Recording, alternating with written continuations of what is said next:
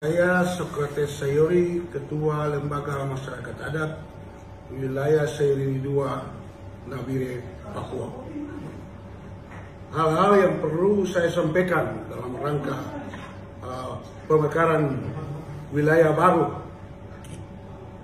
Saya atas nama masyarakat adat yang perwakilannya adalah 6 suku pemilik hak wilayah dan seluruh masyarakat adat dari Kamarsano sampai Goni adalah suku besar Saireri yang ada di wilayah adat Kabupaten Nabire. Dengan tegas menolak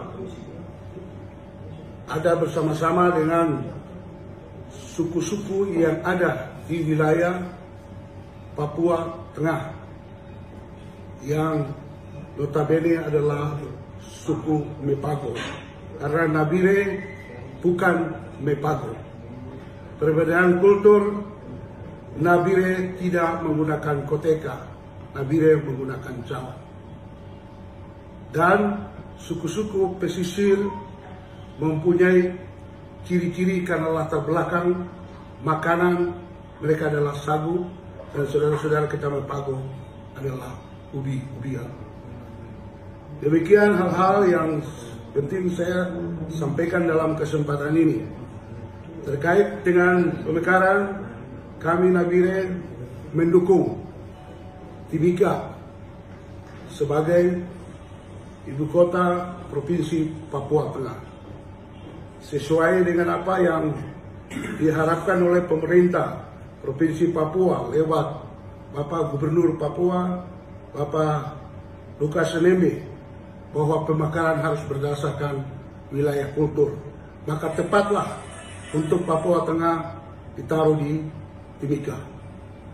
Untuk itu kami Nabire adalah wilayah adat Saireri dengan tegas menyampaikan kami tetap berada di dalam Provinsi Papua sampai rencana pemekaran kemudian akan menetapkan Nabire pada posisi wilayah Saireri.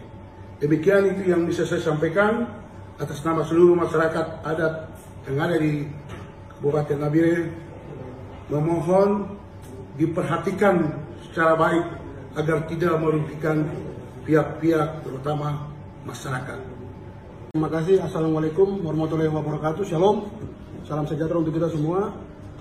Saya Ali Kabiai, Ketua Pemuda Adat Wilayah Sayuri II Nabire.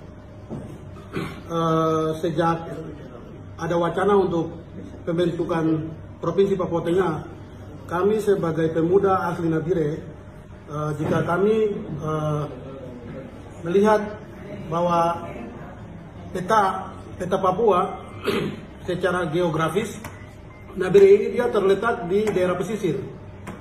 Batasnya ada di kilo 100. Itu menurut cerita dari orang tua kami. Batas wilayah pesisir sampai di kilo 100. Yang berikut, secara fiskal, untuk pembentukan ibu kota Provinsi Papua Tengah, kami melihat bahwa Timika lebih siap. Karena Timika merupakan tuan rumah PON 2020, di mana dia memiliki beberapa venue yang dapat menunjang Timika untuk menjadi ibu kota Provinsi Papua Tengah.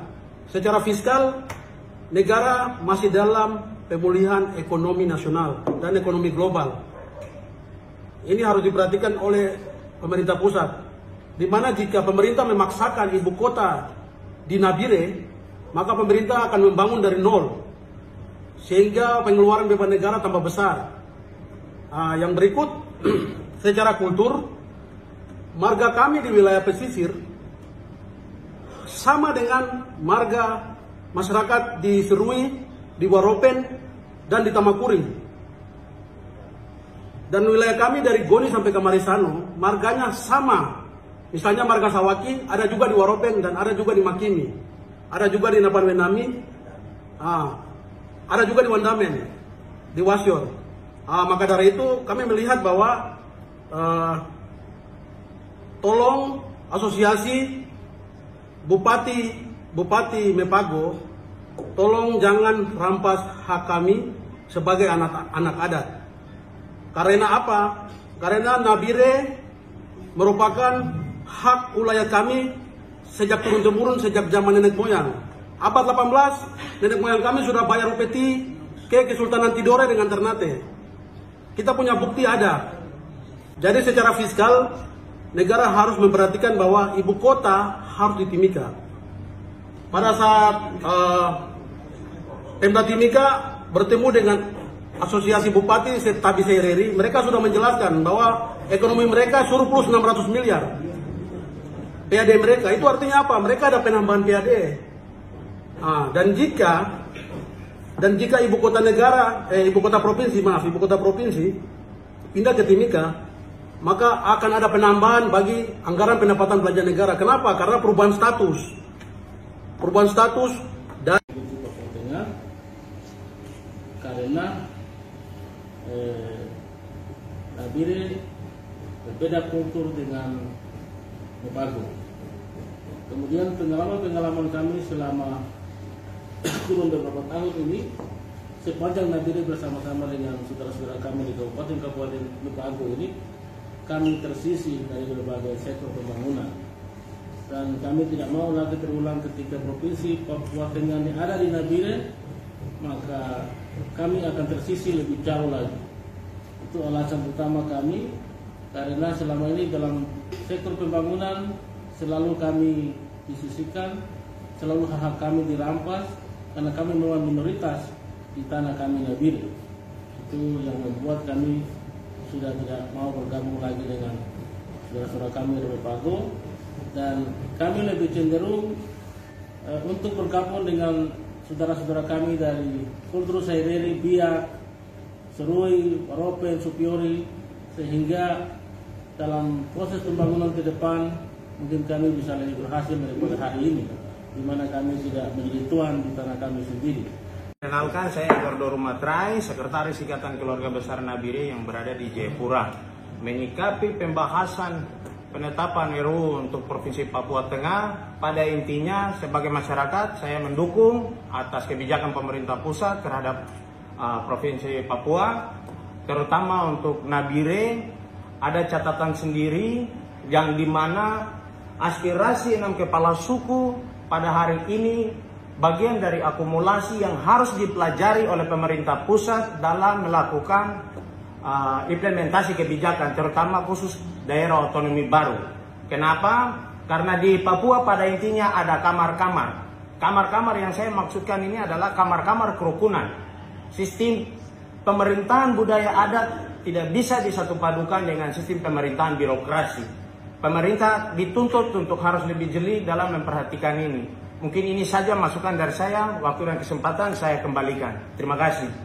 Kami 6 suku dan lembaga adat bersama aliansi menolak Papua Tengah sebagai ibu kota di Nabire. Pertama, dari sisi budaya, kultur, memang kami berbeda. Mereka menggunakan koteka, tapi kami menggunakan cawan. Itu pertama. Yang kedua, bahasa memang sangat berbeda. Itu dasar yang membuat kami menolak. Kemudian yang ketiga, hak-hak politik kami selama ini kami tidak dapat. Bagian ini menjadi bagian yang selama ini kami rasakan sebagai masyarakat adat 6 suku di Nabire yang adalah bagian dari Seireri bukan Mepago.